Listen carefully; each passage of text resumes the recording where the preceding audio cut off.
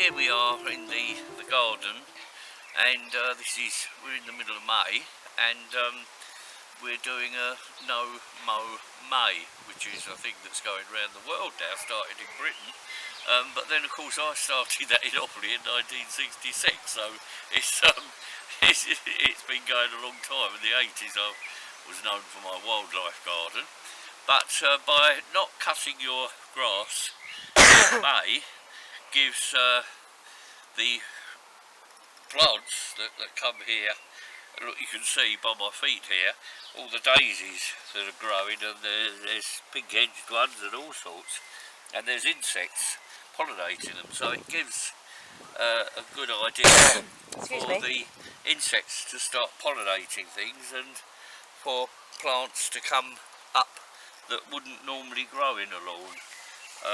Which of course says a lot for bloody astro, which nothing could grow through that. But there was a little story I'd like to tell you. I said like Box Max Mograzer. I want to tell you a story. Excuse me, the camera's shaking, sorry. Years ago, and that was in the 70s, my park superintendent on Stevenage Borough Council was, no, it was in the 60s actually, Alan Smith. He was the parks director for Stevenage Borough Council, as it was then. No, Stevenage Urban District Council. And he had an American gardener coming over to stay with him for a week to find out how we do things. They do that sort of thing in the horticultural industry. And so Alan decided he'd cut all his grass nice and trim, got rid of all the daisies by special chemicals and things, which I hate. I haven't used chemicals since the 60s. And so he got rid of all the daisies and dandelions in the lawn and everything, so there's what used to be called an immaculate lawn bowling green standard.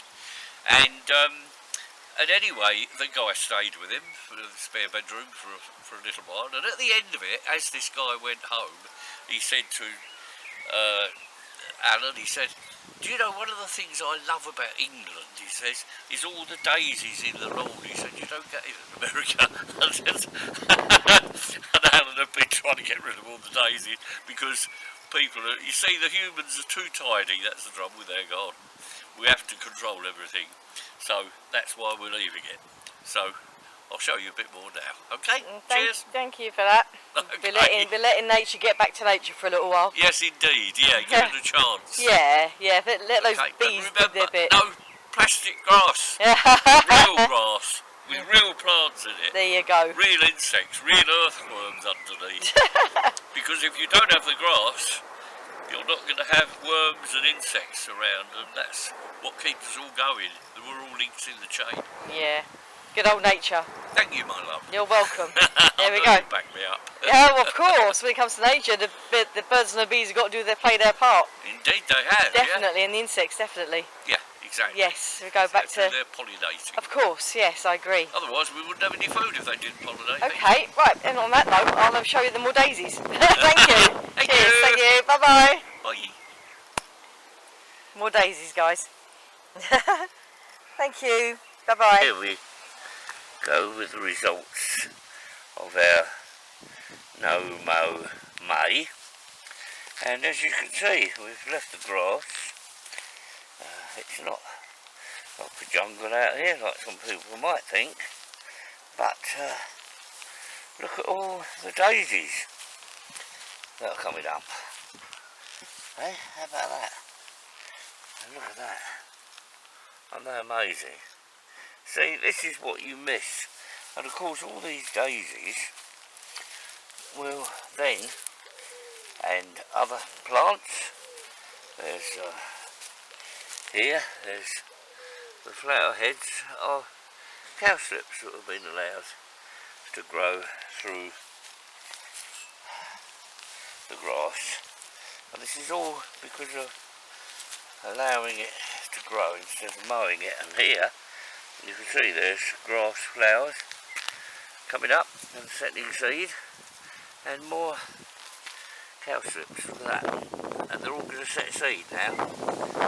All because we decided to to let it grow. There's still a little bit of flowers there. And of course it attracts all the insects and pollinating insects. And you come down the bottom end of the garden and there's more cowslips going to set seed there, and new little seedlings coming up. And look here, you'll notice, if you can, that these are pink tinged daisies, which we may have missed if we'd have been cutting it. So, isn't that wonderful? Look at that. See? Just by leaving the grass for a while, just to let it grow and not mowing it, and you get all this coming up. Quite a sight, I think, that is. Colours, and I'll show you some later. I don't know if you can actually see the pink in that daisy, but it's very pink. Very pink.